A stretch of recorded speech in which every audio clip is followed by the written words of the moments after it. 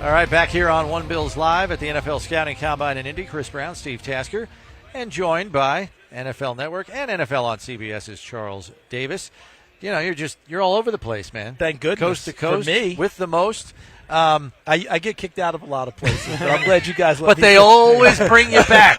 They always bring you back. I'm glad you guys let me sit down at least for a minute or two. Get off your feet. At least right? we always bring you back, yeah, right? Yeah, listen, we know how it is, though. In truth, we're the next person on their list.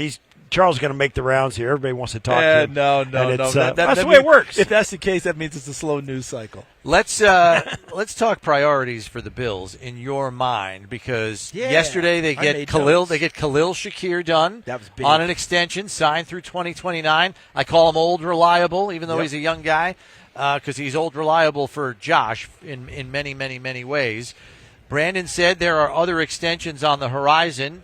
Talks have already begun with James Cook. I don't think he's getting the $15 million a year that he wants. But that's a big number.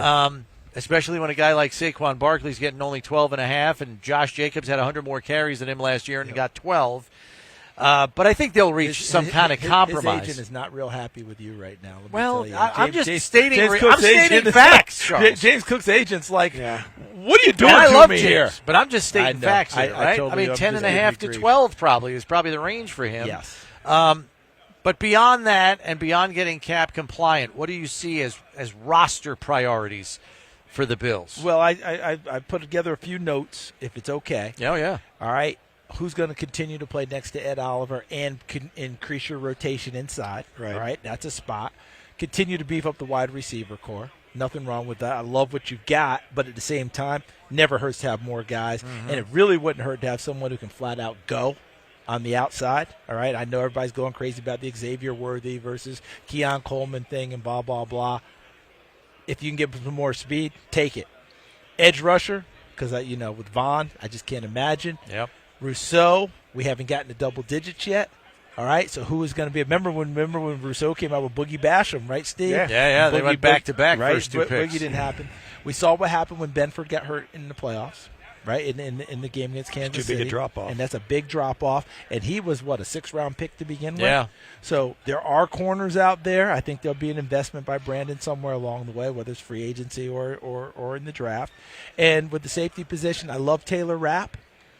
I just can't keep him out there all the time. Yeah, he gets hurt. And I want him out there. I've been a big Taylor Rapp fan. In fact, years ago when he came out, I wrote that I had a first-round grade on him, and I'm not sure anyone else did. I loved him, loved his play. Got to be able to continue to do that, because guess what? We're not getting Hyde back. We're not getting Foyer back.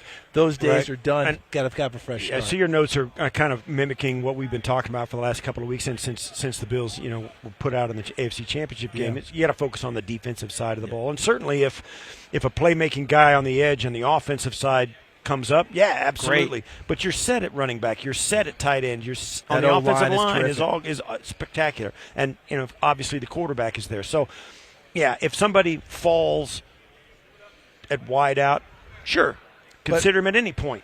But I'm with you, Steve. But don't don't reach for that, right? Like this year's wide receiving core is going to be good and deep, but I don't know if it's spectacular. It's not like we've seen it. Not like we've seen it in recent years. Like the young man out of Arizona, I think is a terrific player.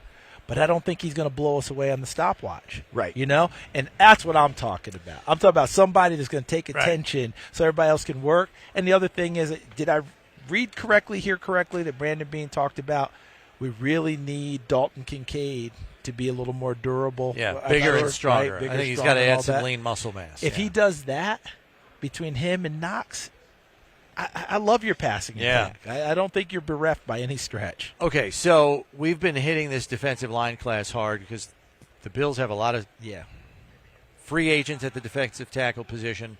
Vaughn turns 36 next month. The fact of the matter is he's an $8.5 million cap savings. If you move on from him, they need cap relief.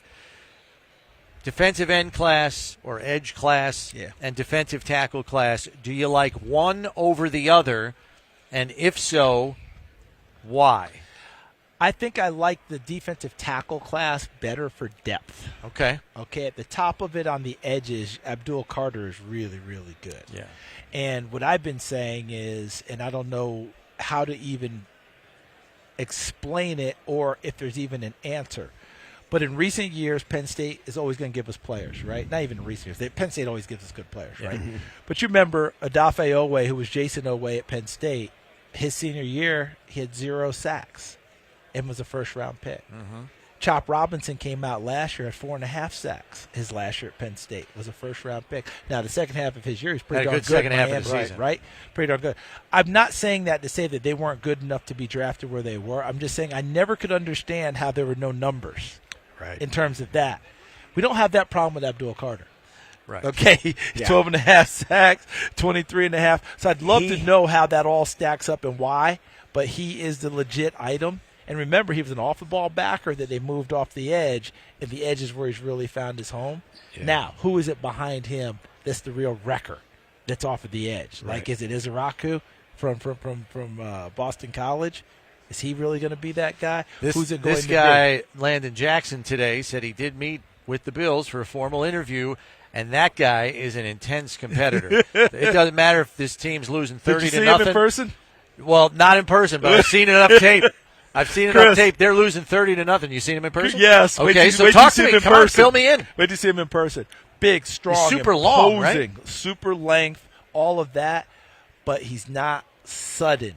Okay? So he's going to get Power his guy. numbers by power, by guile, by extra effort, the whole thing.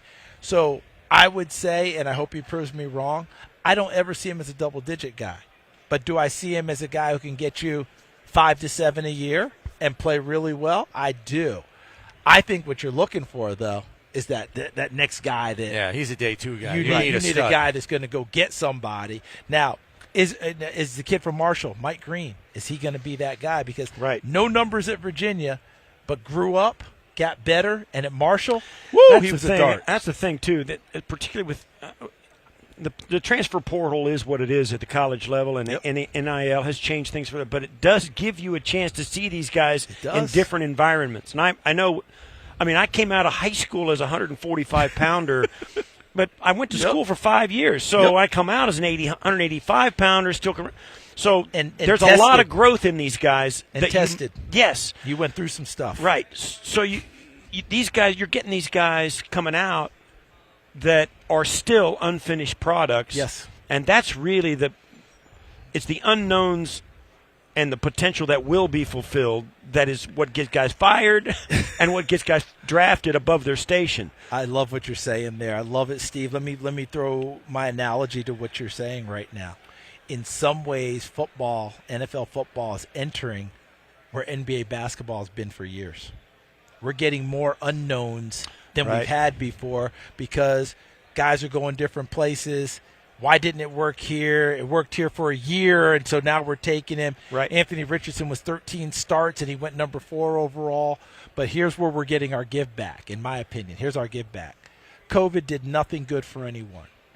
But these kids have stayed in school longer, and you know what is coupled with?